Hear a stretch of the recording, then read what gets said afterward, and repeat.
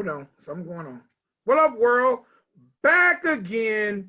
Country Rap Report, definitely in the building. Back with another blog, another podcast. I am yours truly, Vic XL, and beside me is. What's your dude, Spank? What up? All right, so man, we got a little bit of breaking news and some interesting news and some opinions to give you guys. All right, so we always try to keep you guys abreast of what's going on in the world of country rap, the genre of country rap. And one of the labels that we've always talked about that's making moves, they're moving and shaking, is the good people over at Mako Music Group. And Mako Music Group is the home of Miss Savannah Dexter. We've reviewed her album, we reviewed her videos. We've even talked about her emergence in the genre. Also, they are the home of Mr. FJ Outlaw. We've reviewed his videos and his music. He doesn't currently have an album. We've also briefly talked about the owner of the label, Mr. Bravo Gator, and so on and so forth. All right, so I have a little bit of breaking news that if you haven't heard, you will know now. Mako Music Group officially welcomes a gentleman that we've talked about a lot on this show. Mako Music Group officially welcomes rapper, artist, Florida's own Hard Target. So Hard Target has officially joined the Mako Music Group family. But also on top of that, for those who don't know, the day before they announced the signing of Hard Target, they released a video by another newly acquired artist, Instagram comedian, former featured player on the show Wilding Out, Mr. Tonio Skit. So, from where I sit in the bleachers, Mako Music is definitely making power moves to become a force to be reckoned with in the music business. I'm not going to say country rap genre because Tonio Skit is not a country rap artist, but they're definitely making power. Right. So we decided to do a show to talk about our opinions on these moves, where they could lead, where they're possibly going, and what's possibly next for Mako. And these are our expert opinions. None of these are insider facts. Well, some of this stuff is insider facts. But I'm going to give some insider facts. Okay, so these are insider facts and opinions, but even the opinions, you can pretty much stand on them because they can be backed up and supported by industry standard. Okay? Agreed.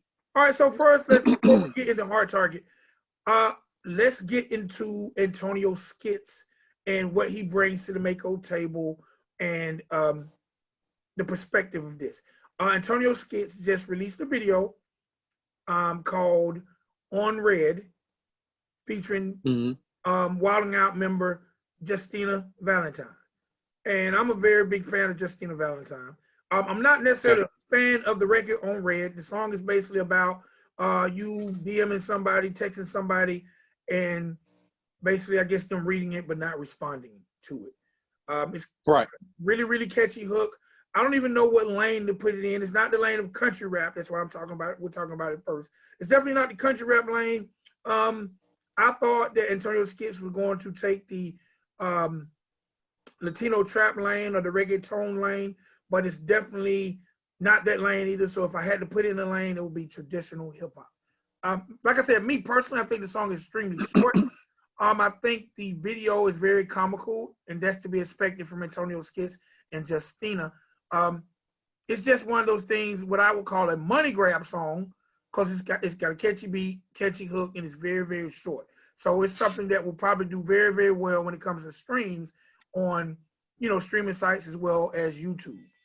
But me personally, I think this is what I think, and this is from my perspective. Now, when I don't know who knows the backstory or whatever, but I was at Mako Music Group, and my last week there is the week when Tonio Skit started coming. This was around right before Thanksgiving. But Tonio Skit was coming in to be a piece of Mako Musica. Mako Musica was going to be the Latino version or the Latino imprint under Mako Music Group, all Latino-based music. He's brought in under Tino and his wife. I think it was some sort of alliance or whatever. But that was an entire division. Had their own head, had their own production crew, had their own everything. But he was coming in under that because he had this song. Remember the beans, greens, tomatoes, potatoes, that type of shit. He had a Latino version of that, and they were trying to fast track it so they could drop it around Thanksgiving or at least before Christmas. So, but somewhere during the holidays.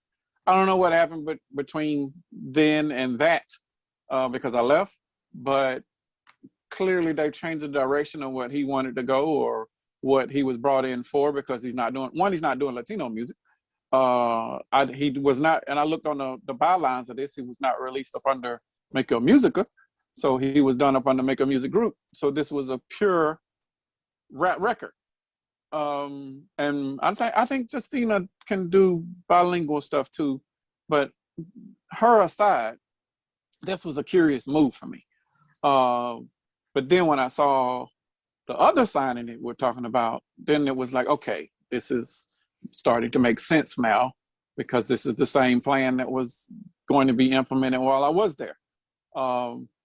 I'm confused on his direction.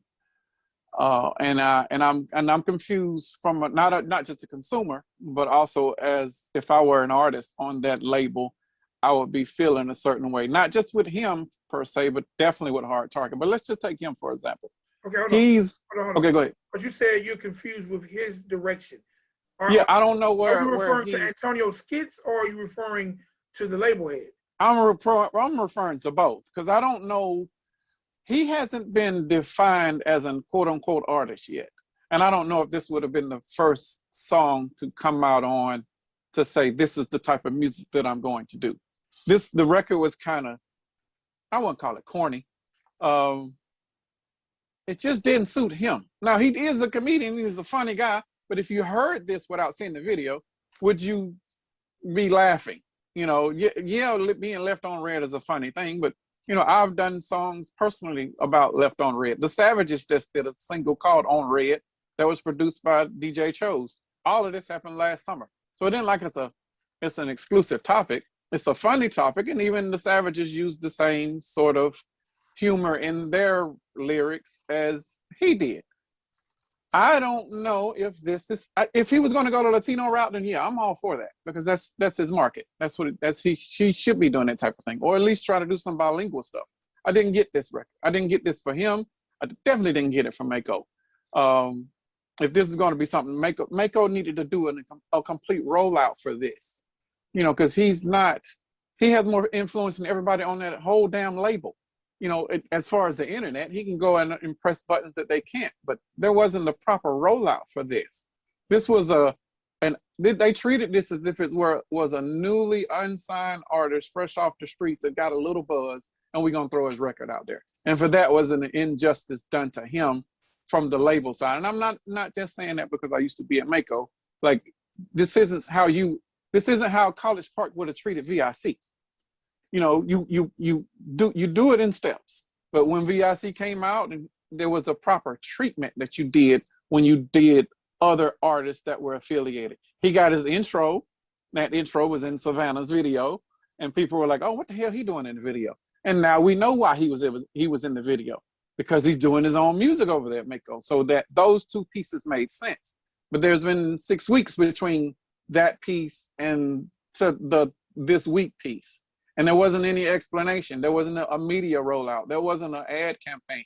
There wasn't a branding around all of that. It was just, okay, we're going to tease them here and we're going to throw them out here.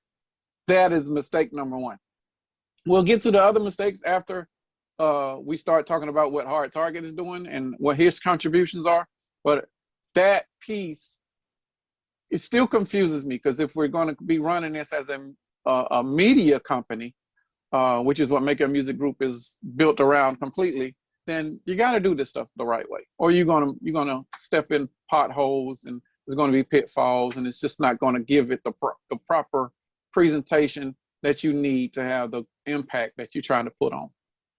All right, now for me, because I'm familiar with Tonio Skits from the Instagram skits. I really don't follow him a lot on YouTube, so I'm not sure what's his biggest platform. Like I didn't know Okay. he brought to my attention that he had appeared on Wilding Out because I thought the feature was odd. But once you told me the correlation between him and Wilding Out and Justina, that made sense because I really like Justina as an artist, and she hasn't made a lot of comical music, so I think this was actually a good lane for her. Maybe it'll even help her.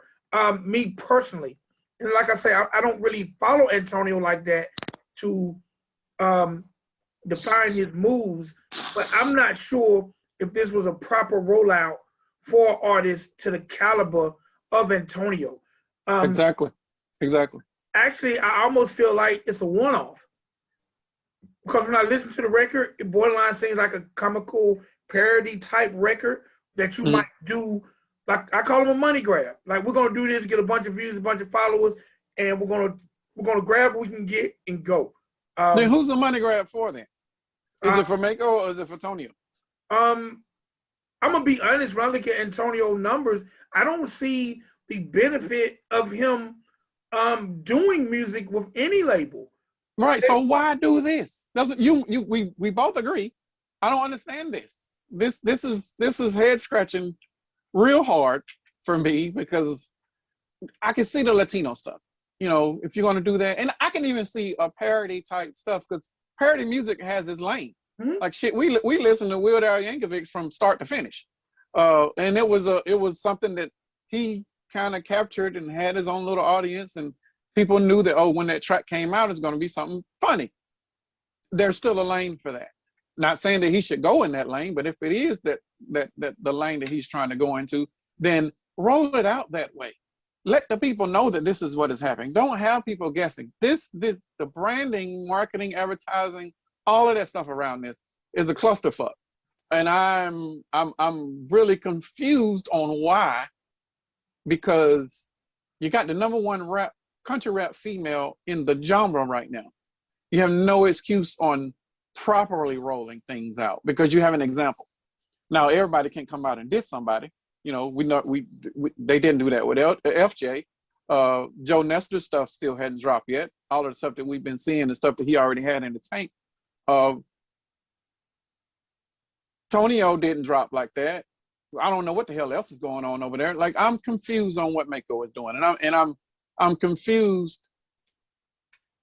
as a fan on what to expect. Everything that's going to come from Mako. So if you're going to throw out random projects and they're going to be like this, and how am I supposed to treat this? Like, am I buying in on a one-off? Am I supposed to give a shit about this record with Mako and Tonio? Like, really? Like, I'm as a fan, how am I supposed to treat that? When I see this, I see the little guest appearances. Okay, are now we even? Because he was in Savannah's video and now Bravo's in this video. Okay, are we washing our hands with that whole relationship? I don't know what's going on. All right, now, and I'm on the Mako Music Group's Instagram page, and they announced on December 23rd, 2020, we're proud to announce the signing of a true Renaissance man, Tonio Skit. We can't wait for y'all to see what we've been cooking. Okay. Okay. And we are 3 months later. Okay, so now, and as I stroll, and I feel like using the Mako Music Group Instagram page is a good reference point for what's going on. I definitely feel like I'm okay because these are posts that they're making. These are not fan based posts. These are posts that they're making. Correct? We can't use that as a gauge because when I was scrolling through there and as FJ stuff was dropping, he was getting trickled in. Okay. But when Savannah stuff was dropping, it was balls to the wall, post. So we can't use that as if you are using it as the gauge, then other artists that are signed to the label have ammunition of saying, I'm not getting the right treatment. Like, because you went ape shit with her stuff, but my stuff, you ain't even talking about me. Okay. I'm an afterthought. So, and again, I feel like I can use this because this is a Mako ran page. It's not a fan page. So, right. Okay, December 20th, they announced they signed them.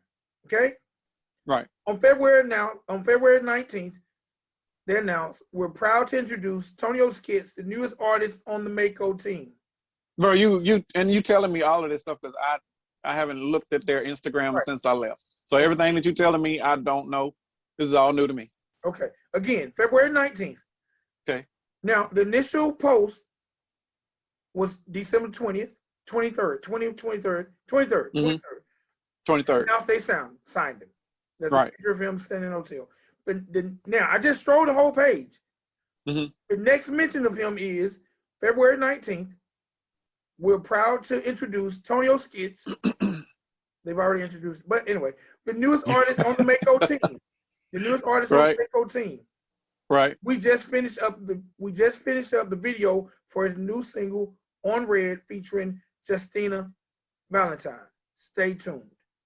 That was February 19th. So 2 months went by. That's fine, but it takes a while to cook up, okay?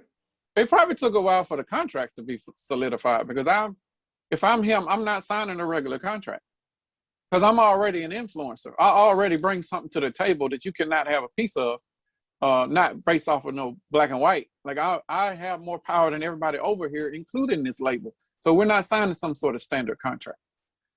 Okay. Next post. 2 days ago. I don't know. 2 days So ago. we went from December 23rd, February the 20th, 2 days ago. 2 days ago, y'all come kick it at the premiere of Tonio Skit featuring Justina Valentine's on Read, dropping in 30 minutes. Mako Music Group. Oh, that was the rollout? Dropping in 30 minutes. 1 day ago, at Tonio Skit and Countryrap MMG. Contra's the producer. Yeah. Dope as a producer, by the way, too. Like he can make anything. And he produced that song on Red. That's all it says is a picture of them two. Now I'm not, and again, for all the fans, all the people watching this video, this is not any form of hate towards Mako. This is really meant to be educational for people who are artists who might want to sign with any label. No, it ain't just an artist. It's because this is valuable information for any independent label that is out there that needs to make sure that their logistics and shit is in order. Like some stuff you don't do. And there's reasons why you don't do it because it's either backlash or there's going to be budget shortfalls because you didn't anticipate X, Y, and Z was going to happen. Like all of this shit is relative. So it's not hate. I'll get to the hate later. But this is all educational, behind the scenes music industry 101 shit. Okay. So me personally, okay, first, let me say this. Because I like numbers. Men. Right. All right. And this is not a detriment. These are just what I'm reading. So anyone who might view it as hate can't view what I'm reading as hate because it's there. I'm not creating this. So the Mako Music Group page, Instagram page, and we all know Instagram is a great forum to get information out there. Right. They have 2,710 followers. Was there anything about Mako Musica at all between while you were scanning? I have to go back farther probably. Let me grab my other phone and ask what the hell going on with Musica. See, I haven't dug into this shit for a while, but now because he's supposed to be on Musica. All right, now I'm on Tonio Skit's page, right? Right. 1.8 million followers. That is everybody that is on Mako now times 7 or 8. Tonio Skit is followed by LL Cool J, bro. Bruh, Tonio ain't no lightweight, bruh. Tonio is followed by Woody McClain. And for those who don't know, Woody McClain is co-star of Power Book 2. Tonio I'm just naming some known people who carry weight that follow Tonio. But those are just two industry greats. Now, so now that my question was it a power move for Mako or for Tonio? We kind of know that for sure it's a power move for Mako right now because you got a heavyweight in the influencing industry. Now on your artist roster, which isn't anything that I didn't tell them to do while I was there, you know, patting myself on the back. But that right there, to have somebody that has a million followers fake or not. Not saying that they are fake. I'm just saying, but to have those numbers and to have that type of quote unquote influence is not invaluable because it comes with a price tag. Like hopefully he got an advance to sign there, and he has a very artist friendly contract on the table because he came with something that none of them already had, including Gator, and he had a decade's worth of a head start ahead of everybody else that's on the roster. He still outweighs Gator and Savannah and Joe. Like combine all of them, he has more weight. When I look at Tonio Skit's page, right? He doesn't mention a lot about his signing to make. Well, you know, I'm not going back far enough, maybe, but he has at least 4 promo videos for the video on Reed. So on Red. I almost feel like he's going harder for his song than the label. We're gonna get to that. We're gonna get to the past 2 days, because the video just dropped 2 days ago. So he's going harder. All I'm gonna say is this: I don't really understand the move because I feel like if he did get in advance, it must have been awesome, because it appears that the moves that are being made on his behalf, as far as Mako goes, he could have probably done them himself. He could have done what Junebug is doing, and if anybody knows, Junebug is the guy who is. No, I love that dance. Yeah, I can do that dance. That's probably one of the few dances that I can do. Well, Junebug just dropped a record called "Bugging Out," and yeah. but he hasn't signed to the label, so. And I mean, there's plenty of other influences. I think it's called D4 Queese or some shit like that. He's got a booty record that's out. Like, this is the same shit that I said probably a year ago when TikTok was popping, Dub Smash was really trying to get out of the way, but Triller was still popping. Like, and this is some music industry info and insider. If there's a label out there that can focus on artist development, then they need to go not target artists. Go find you some influencers. And this is some real shit that me and Chose are talking about to this day. Like, if you can find about 4 to 5 influencers who have interest in doing music, and these influencers got to have some sort of real influence on that platform, whether it's TikTok, Instagram, Facebook, whatever it is. But if they got decent followers and decent interaction, sign them some bitches first, because they have what everybody in the music industry wants: influence. They've already achieved it. Now, if these some bitches want to do music, then you have met them halfway and took 10 steps ahead of everybody else in the music industry, because they've already achieved that one piece that you trying, and you will pay for it. Not saying that payola exists. Just saying you might rent or do a paper post. Those are legal. You can do those type of things where people say, hey, or they doing dancing to your song, or they got your song playing in the background and they doing acting or whatever it is too. All of that shit happens in the music industry somewhere. Now, I don't know who does it. I ain't pointing no fingers or nothing, but we all know that they are out there and they exist. But if you are an influencer and you have interest in doing music, then find a label, or vice versa. If you're a label and you're trying to find talent that is easier, because you know you're lazy. If you can take 10 steps by doing one thing, then run that shit. If you got a young influencer that does all of these little TikTok dances and shit, and they look a certain way, approach them. Ask them if they want to get signed. Ask them, are they interested in doing music? And if they are, then you got an artist and an influencer in one. You got a built-in fan base the moment they release whatever type of music. And the music can probably be trash. It really don't matter. If JJ Icefish can be in the video with Faith Evans, and known by his name and his talent, quote unquote talent, like, anybody can actually go out there and do it. Now, I'm not saying JJ Icefish is selling records, but he had influence. He had a presence online, and people knew who he was just because of the videos and music that he was making. That shit ain't easy to obtain.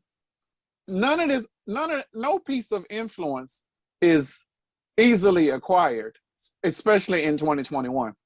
But if you got somebody out there that already has it, or you got somebody out there that has the capabilities of being able to get that, which Tonio Skit already has, to the point of he has 1 million followers on a social media platform, bro, that's money. It doesn't matter what the record is. He probably sold 10,000 units or has the capabilities of doing it within a month with the proper advertising and marketing behind it. But there's people just gonna fuck with it just because it's him. They'll at least stream the shit, you know, because he already has the influence.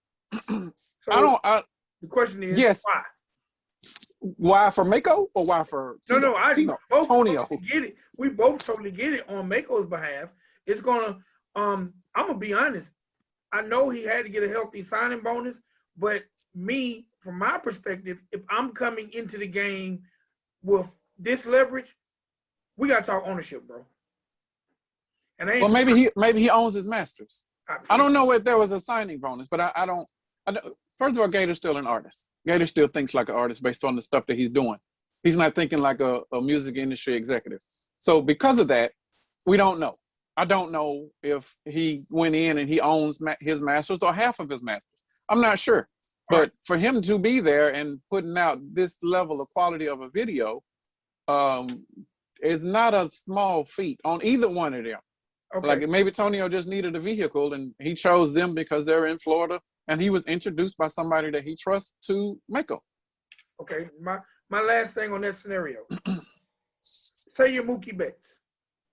Okay. It's an upstart baseball league. And I'm Mookie Betts? And you're Mookie Betts. It's a brand new upstart league, and they got your ear and want you to come be a player.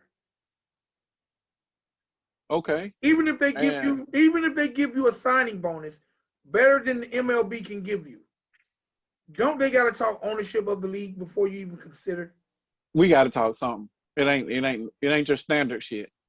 Whatever the standard is, we ain't talking that. Because I'm better than that. That's all I'm saying. I can't see, and this is not a knock on Mako or Tonio, and we don't know. This is just our expert opinions.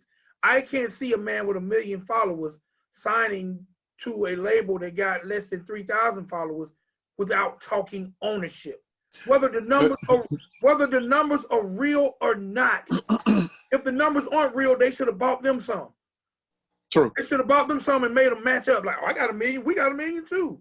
But no, I think Tonio's is real though. I think he is real because he was on Facebook for years, just doing dumb shit. I mean dumb shit like dumb funny shit. But yeah, his shit's real. Okay. So just to me, no matter what you're giving me up front, fuck all the masters, me owning my masters. That's a given. But I gotta get some of that Dexter money. I gotta get some of that Outlaw money. I got to get some of this new Target money coming up. Like, I'm just saying, because I just put 1 million eyes on your company. That's true. On March 14th, 1.8 million people knew about what I dropped. All your people can talk about me dropping. It doesn't equal that 1.8 million potential eyes. That's me. Well, now, okay. Let's talk about Hard Target. Hard Target, an artist that we both have said that we feel like goes unnoticed. Now we finna get personal for it. But let me pull up this video because I want to see what numbers he's doing right now. Keep going. Keep talking. Hard Target artist that we feel like is very, very talented. We also feel like he's part of a foundation because he's part of Dirt Rock Empire, which is the Lax imprint label, whatever it is. And that's something he's been working with at least since 2016 with the Racket County project. He's got numerous projects of his own as a solo artist, and out of the blue, the world is hit with he signed to Mako Music Group. First, let's go from Hard Target's perspective. Is that a plus or a negative for him? Was it a plus or a negative? I don't know because your opinion, what do you feel like? Do I feel like? Okay, I don't understand him there. I understood it when I was there, but now since then I've seen Racket County, I've seen his own solo stuff to be filtered out. To go there is puzzling, unless there's some other ulterior motives, which I probably we hinted on it before we started the cast, but. I don't know. I think this is probably I don't know, bro. I see partnership in the promo. Like they're saying he's a partnership with him and Mako. I didn't see where he signed. Now him signing to the label is different than a partnership. A partnership is, hey, we finna do some dual promotion touring with Hard Target, maybe Racket County too, hopefully, and Savannah Dexter, or something like that. Some sort of collaborative effort. I haven't seen the word. I need to see the verbiage that Hard Target signed to Mako Music Group. Okay, well, going back to the Mako page, I'll tell you how they rolled it out. How about that? Okay. They made a post, an announcement yesterday. Mako Music Group welcomes Hard Target. We're proud to announce the newest member of the family, Hard Target, MMG. That sounds like a signing. This is puzzling.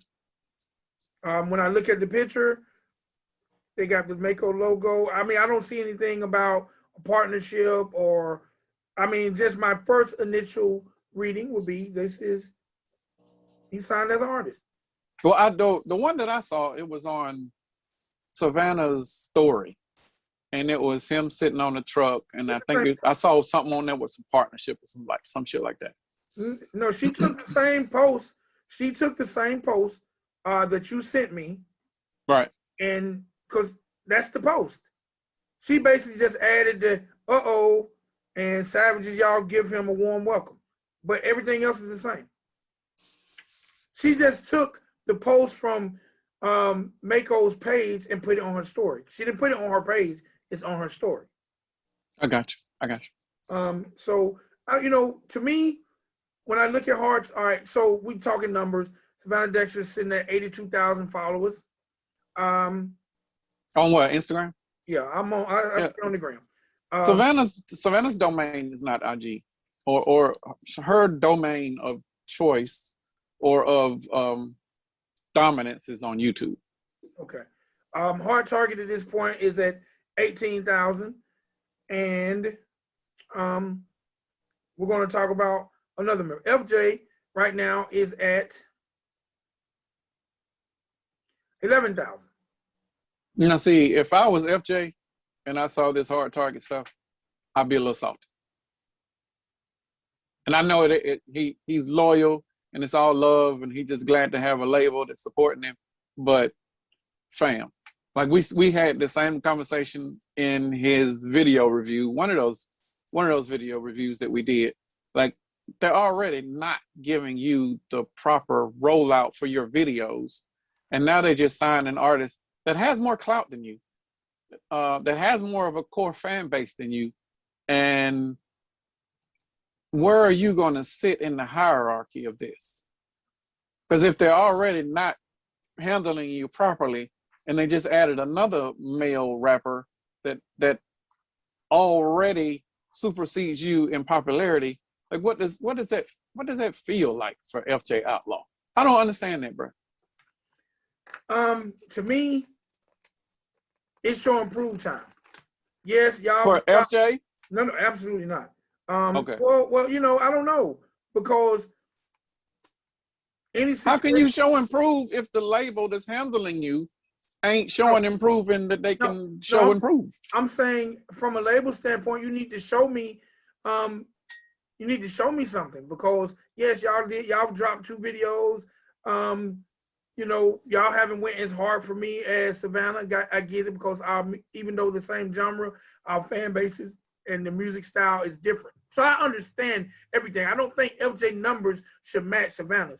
My concern for FJ, which would also be my concern for Hard Target, is how they roll everything out other than Savannah.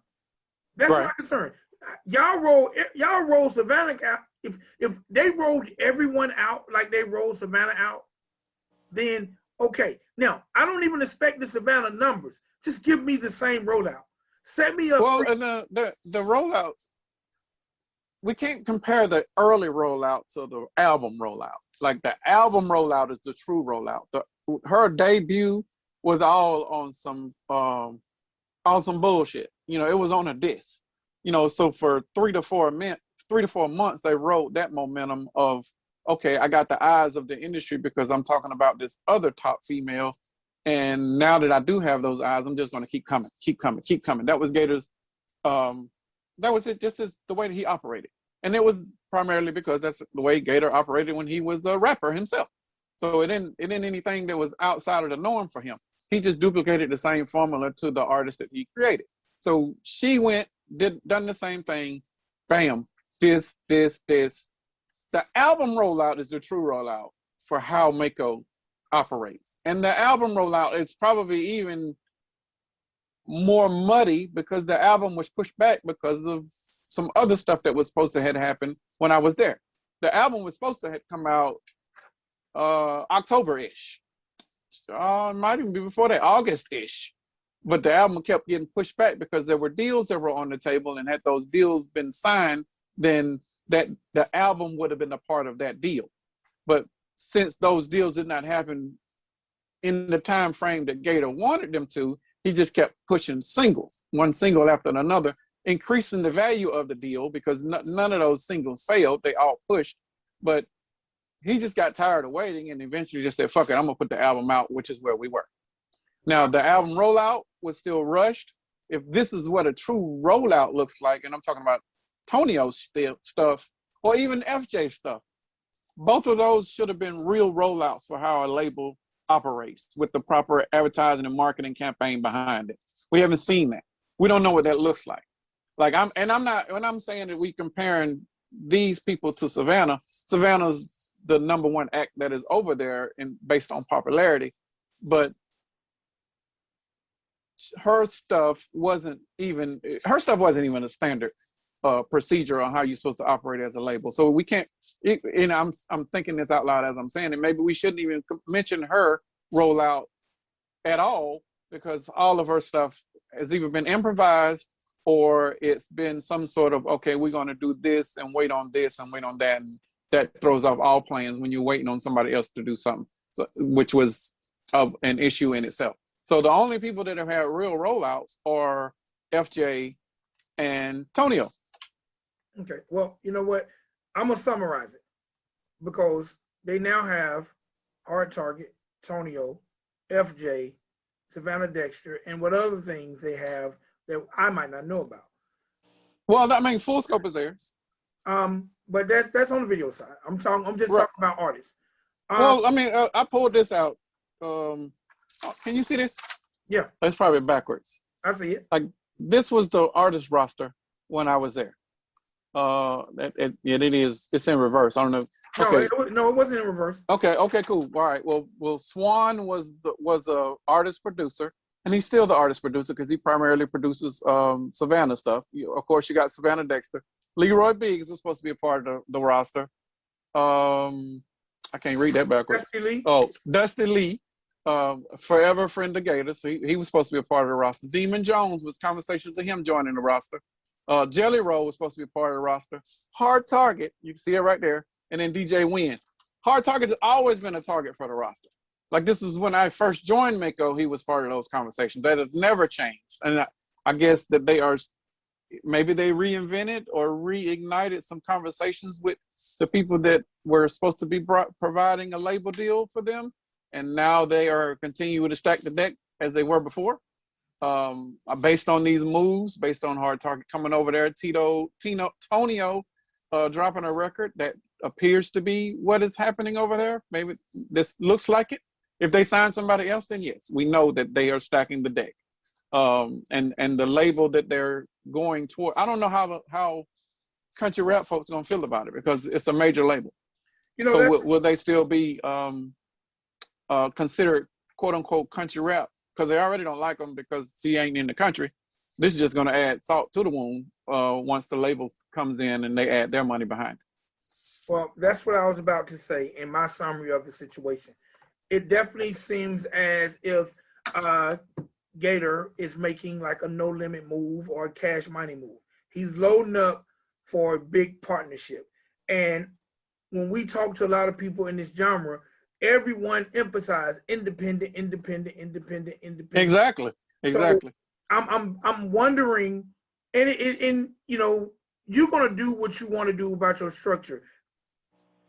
You know, you don't cater your business to your fans. You cater your business to business. So if he's loading up, and I'm not saying loading up for a sale, but loading up for a major partnership, it could be very trend setting for the genre of country rap. Agreed. How would those people, because country rap is built on independence. Well, they won't know. And this happens in hip hop too. Like Yes, the partnership would have been, we're going to give you X amount of dollars for X amount of years. You use it however you want to, and we split it however we're going to get it on the backside. Now, where it would show is you'll have better production.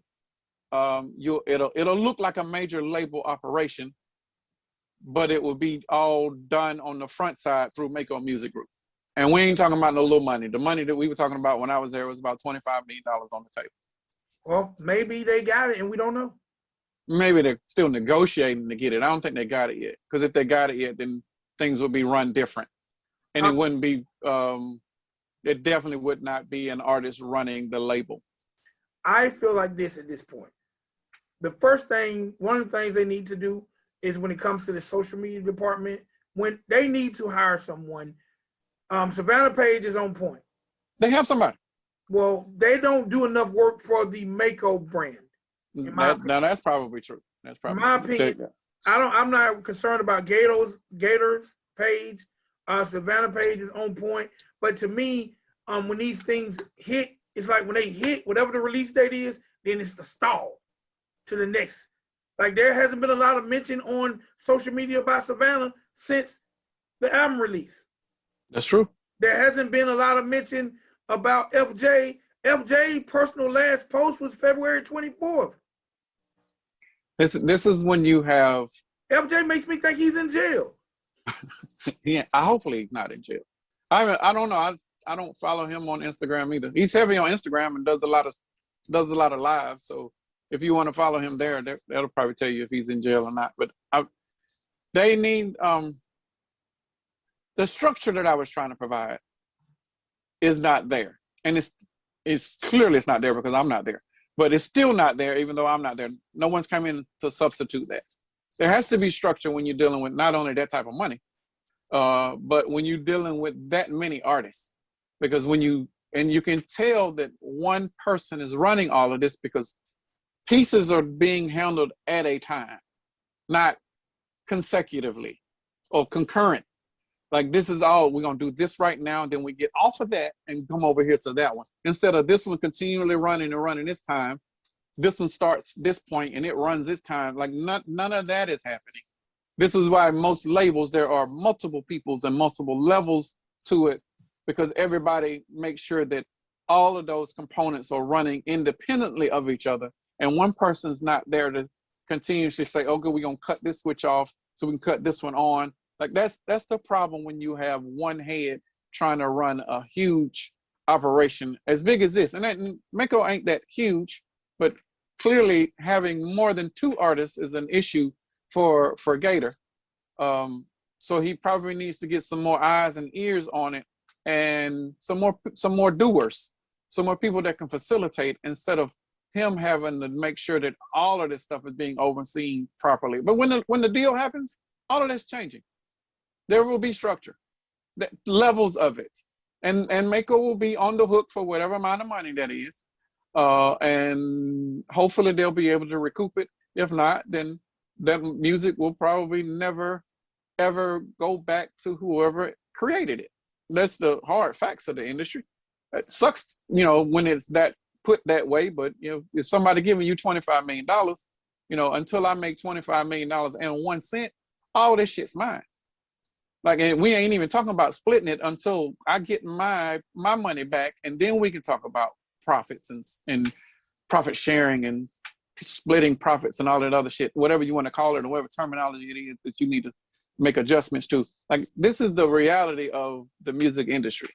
Now, whether he takes the deal or not, I don't know. I know he really wanted it when I was there, and I was initially hired on the hopes of that deal escalating itself and coming faster than it did, and it did not. So I had to leave because it wasn't there yet. It just That it's just that.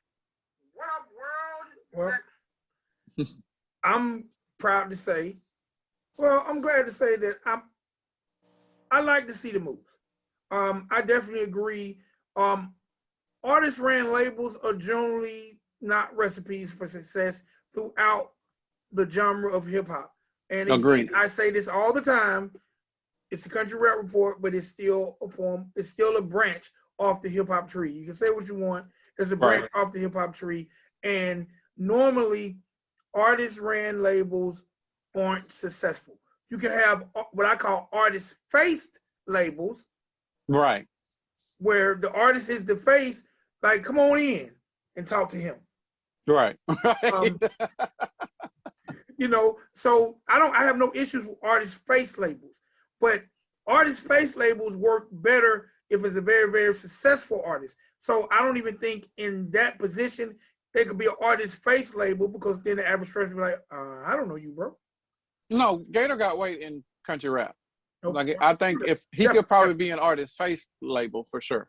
Okay, for the genre. Especially now, like, yeah, for the genre for sure. Well, with Savannah's success, regardless of whatever Gator had prior to his personal career, his touching of Savannah up until now is enough for him to just be the face and go out and get other talent and let somebody else or what other machine run the business. He could still be the face. He's already the face behind the scenes, because Gator writes a lot of music for a lot of people. Yeah. A lot. Like, I think, yeah, I can't say that. I won't say that. Yeah, a lot. Oh, yeah.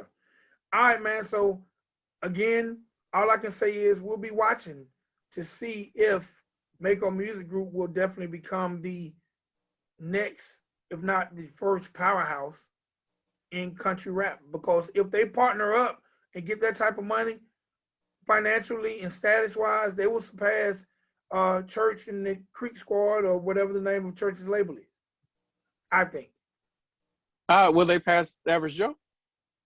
I don't know. You know what? I need to look at the net worths of some of these labels. So, all right, man. We're gonna see, because we both like Hard Target.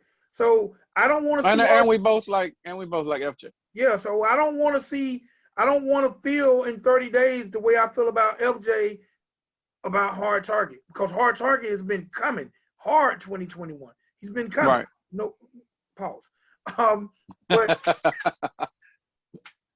and we both like Savannah too. Like, the music speaks for itself. No, we like the roster. We just now got our eyes on the business. Right. My eyes left the business when I left. But, you know, as we trying to embark on this country rap report and we're trying to figure out what's going on in the genre, I have to keep some eyes on it here and there. And some of the moves it's puzzling, fam. And I'm trying to decipher it from the outside, and also knowing what I know from while I was there. And some of the moves aren't making sense. They're not adding up. You're taking steps backwards. And you cannot do that with that level of talent. Like, everybody else aside, you cannot do that with Savannah Dexter. You cannot. You have bypassed every other female in the genre, and you are in the same conversation with the top of the men. You cannot take a back step with Savannah. You cannot. That would be a travesty. I agree.